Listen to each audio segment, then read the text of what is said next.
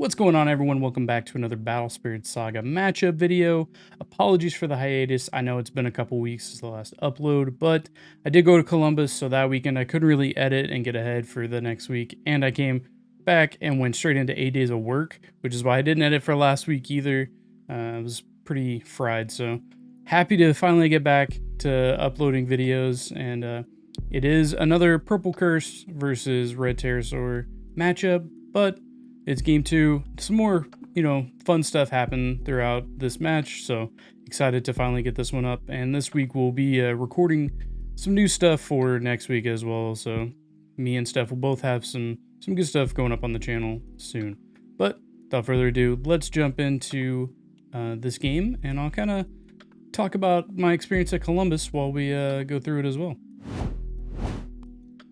Alright, jumping into the game. Steph did have turn 1, but he does go ahead and pass, doesn't play anything. And we'll just jump into our turn here. Nice little start with Candlelight Knight. We got some nice tools in hand. Kind of control this game.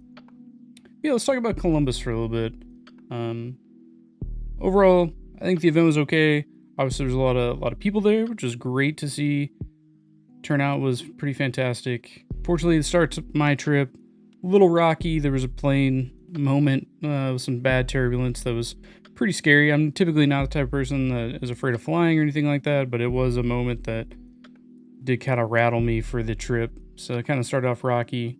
I did start the tournament 0-2. Wasn't feeling well Saturday morning. Not to try and make excuses at all, and that didn't affect my thought on the tournament at all. I do think big complaint you've probably seen from other people that attended it was the lack of air conditioning. That was quite unfortunate. We were kind of roasting in there, but is what it is. Move on to the next one. Wish I would have ended up performing better. I ended up I dropped after round 6. I went 3-3. I'm trying to remember. I know I lost to Luster, and I lost to Red Pterosaur, and I lost to a Mirror in round 2. But I ended up beating 2 white control decks, which was a fantastic matchup for me to hit, as this deck was primarily tailored around that matchup to begin with, and then we've kind of shifted around since then. So it was a matchup I was very familiar with. Ended up taking both of those games.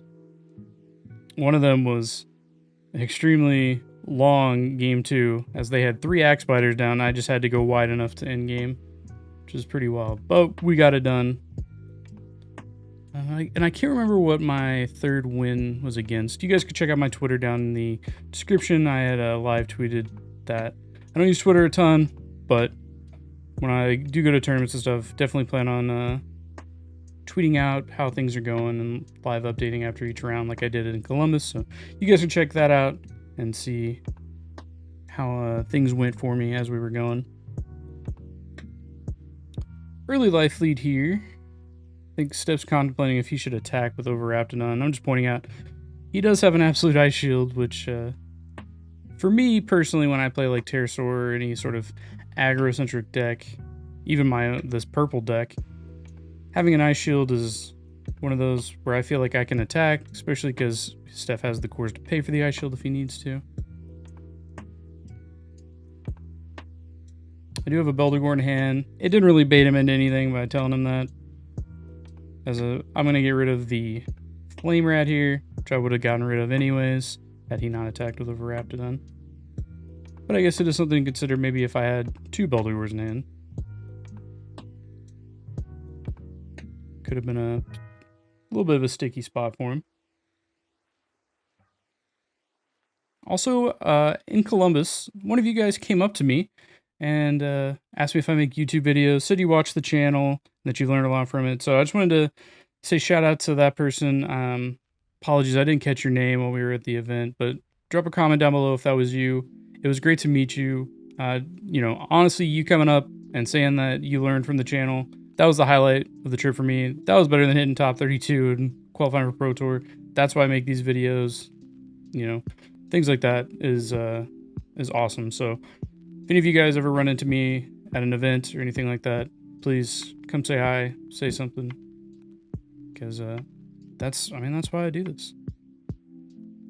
This is a fun project on the side for me, and knowing that people are learning from it means a lot. So, again, please drop a comment if that was you, and let me know how you did in Columbus. And any of you, if you attended Columbus, let me know how you did. Would love to hear how everyone that watches the channel ended up doing in the tournament. Looking forward to Tulsa. I don't think I'm going to end up going to Pennsylvania. I got quite a few trips the rest of the year.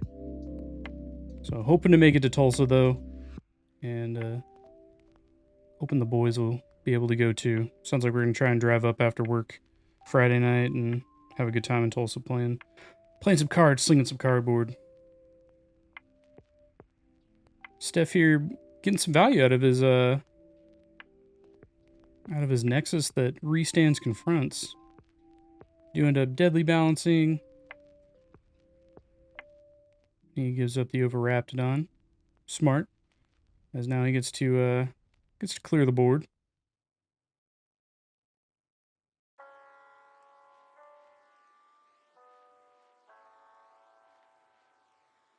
As you'll see here, I have a Rotting Swamp down.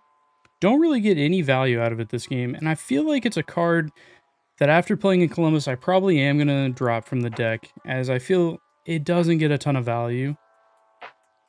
I think if I had more... I don't know, it's a hard one to judge. I understand why it's in the deck. Unfortunately, I just did not get a lot of value out of it. Like swinging curse units, people didn't block them. I didn't end up losing them on my attack step, you know, things like that. So I think it's probably something that I'll end up cutting, going back to like 3 or 4 Netherworld total, and then bringing back more Baculus and Curse Dragon in the deck. I do think some of the changes that were made, like bringing in Earth Spider Demon and Dark Knight Mordred for King Snake, definitely a great change, something I'll keep. So I just gotta mess around with the deck a little more, kind of fine tune things. But we are almost to set 2 as well, so we'll see how that kind of shakes things up. I'm looking forward to playing some like green purple. I think that one's gonna be a ton of fun. We're gonna go ahead and Core Theft here, discard a Purple Smoke Valley and a Curse Dragon. Knock that Horn Grizzly down to 1 core, and then we'll finish it off with the Earth Spider Demon. That brings Steph down to 2 cores. 2 cores of life. Does still have that Ice Shield. He just hasn't felt the need to pop it, which is understandable. Kind of ramp one additional core there.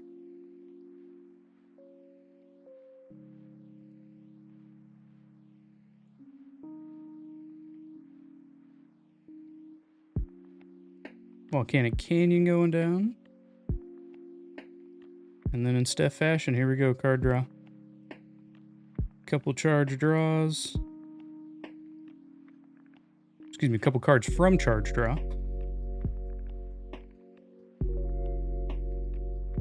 And then a Starblast draw.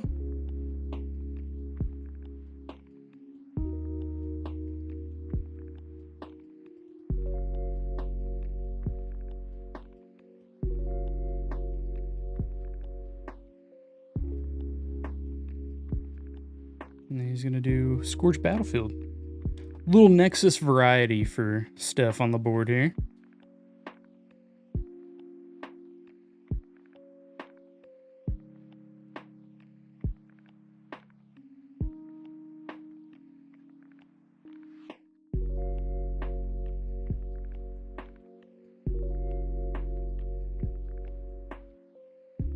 Get Dark Knight Aglavale out there.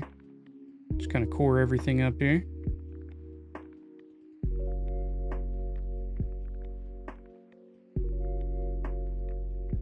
We're just going to end up passing here. Keep our defenses. We got no Ice Shield. We could attack once against stuff and pop his Ice Shield, but unfortunately, that would leave us 1 blocker less. We kind of need our blockers here.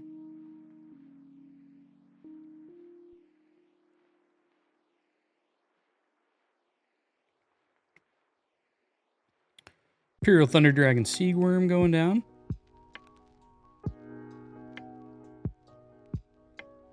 That is another confront unit, so you can get some value out of that Nexus still.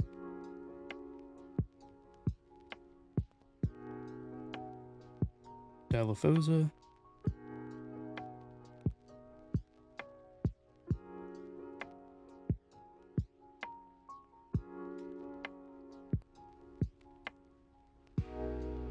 And Steph's going to go ahead and swing. He does get the restand off that Nexus being a level 2. We'll start with blocking with Aglavale. Get the destruction card draw here. Swings again. Does have confront. We have to block. Gonna end up losing Earth Spider Demon.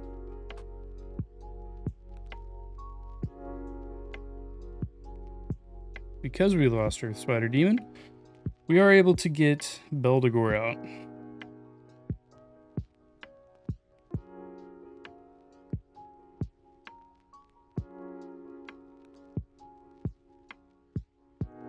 And 4,000 to 5,000 here. I think I contemplated blocking here, but we end up not. We just take the 1 point of damage. Gives us 1 additional core to play with. Not that we really need it. We don't really have a hand, but just in case, you know, we can get a little greedy here. Start off with some card draw. Nice top deck for the Ice Shield. And we're going to go for a little bit more card draw. I think that's a Deadly Balance in hand.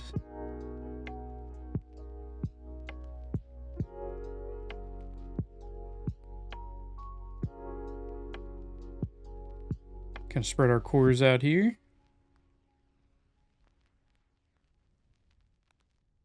Plenty of cores out on the board, which means we have enough to 1, play Deadly Balance, and 2, pay for Ice Shield when we want to. Go ahead and swing here though, as Steph can't block. Pretty unlikely to have an answer to stop this, so we do get the Ice Shield. Steph with an interesting strategy here though. Doesn't actually pay for this Ice Shield. Wants us to exhaust more things, which I respect that option. So we're gonna go ahead and attack again, because technically we could end game here. But he's gonna take it. Little mismanagement on turn here, which we kind of discuss right here. Obviously, he should have played that in the first flash window before taking the life and declaring no block. But all good. It's a friendly match. In my mind, it didn't really make a difference. He had the card in hand, could pay the cost. He just took the life first. Steph's going to go with a Bearded Eagle here, though. Very strong card in Pterosaur decks. Starblast, though, does get another Ice Shield on that draw. We got Quartered Flame Rat. He sets this Ice Shield, and then he picks it up. No, again, this is a friendly match. Obviously, that Ice Shield gets no value in burst, because he can't lose 1 life and then flip it. In case you guys are new to BSS, that is the official ruling on Ice Shield. If you're a 1 health, to proc the Ice Shield, you have to lose a life, but you instantly lose the game at 0, so you can't go from 0 back to 1. So always flip your Ice Shields at 2 or more. We're going to go ahead and block here with Beldegor.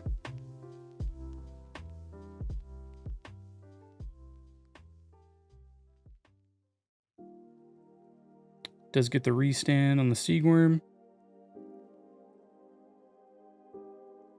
Attacks with Dilophosa. We're going to go ahead and Deadly Balance.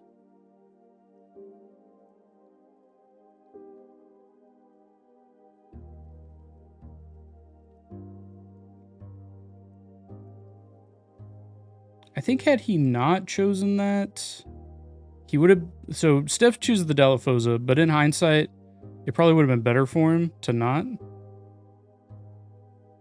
But I choose the Dark Lance Cavalier. We do get a Beldegor back, which is a blocker. Confront comes back out. We'll go ahead and block again with Beldegor.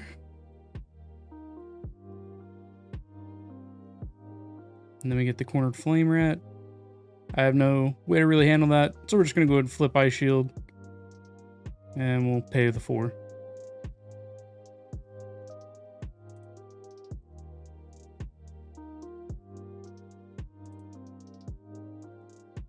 Now here, I end up top decking, I think the only card that could have potentially got me a win in this game, and it's Earth Spider Demon. Steph's idea was that he was going to block with Bearded Eagle and flash Ice Shield to end the turn and then win game.